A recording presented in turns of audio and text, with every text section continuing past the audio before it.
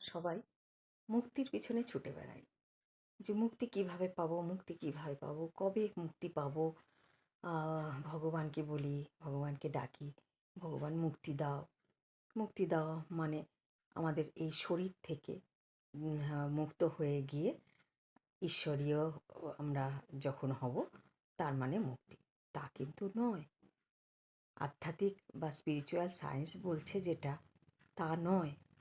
এর অর্থ হলো, মুক্তির অর্থ হলো আমাদের এই কাস্টিউমেই আমাদের মুক্তি পেতে হবে, এই জীবদ্দশাতেই মুক্তি পেতে হবে।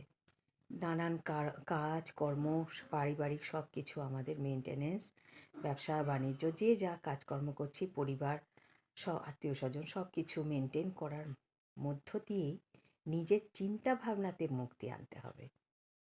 সব সময়ের জন্য নিজের চিন্তা ভাবনাতে এই মাইন্ডটাকে সবসময় ফ্রি রাখতে হবে, মুক্ত করতে হবে। দেন সত্যিকারের মুক্তি। এই কাস্টিউম থেকে বেরিয়ে গিয়ে আমরা যখন আমরা হব, অন্য কাস্টিউমে যাব, কোনো না কোনো আত্মার তো মৃত্যু হয় না, তো সেখানে গিয়েও তো এই কর্ম আর সংস্কার সাথে যাবে। আর এই কর্মসংস্কার থিঙ্কিং থেকেই শুরু হয়। তো থট প্রসেসকে প্রোগ্রামিং করব আমরা। দেন আমাদের মুক্তি অটোমেটিকই আমরা পাবো। এই জন্য সব সময়ের জন্য আমাদের ঈশ্বরের সাথে কানেক্ট করে ঈশ্বরীয় শক্তি ধারণ করতে হবে।